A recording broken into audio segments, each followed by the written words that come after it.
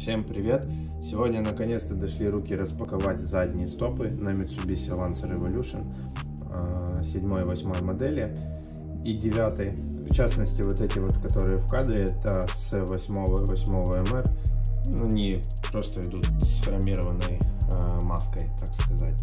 Также у нас еще есть красные, более желанные. Ну, как бы относительно, кто-то за ними больше охотится, кто-то меньше, но факт в том, что они дороже везде и больше ценятся, поэтому считаются более желанными. Они идут с Evolution 7-го поколения GDM, так сказать.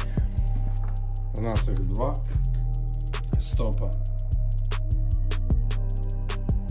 Стэнли, никаких депо. Сейчас он сфокусируется. Не хочет фокусироваться.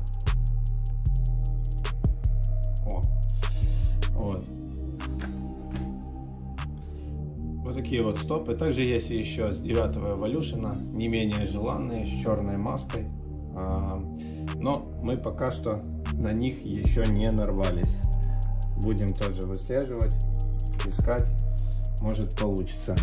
Так, посмотрим, чем они отличаются. Ну, по сути, они ничем не отличаются.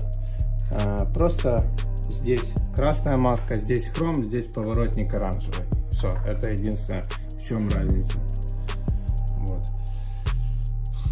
Вся маска внутри, форма, все одинаково. Просто вот это вот оранжевое, здесь белое с красным. Здесь просто красное стекло, здесь прозрачное стекло, ну и хромированная маска.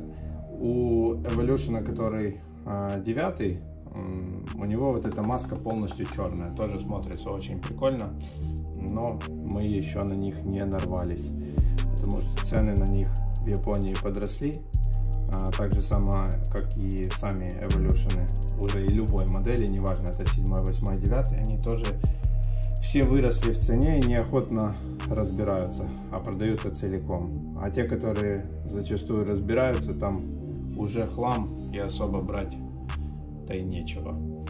Вот. В общем, вот такое вот короткое видео. Спасибо, что посмотрели. Всем спасибо. Всем пока.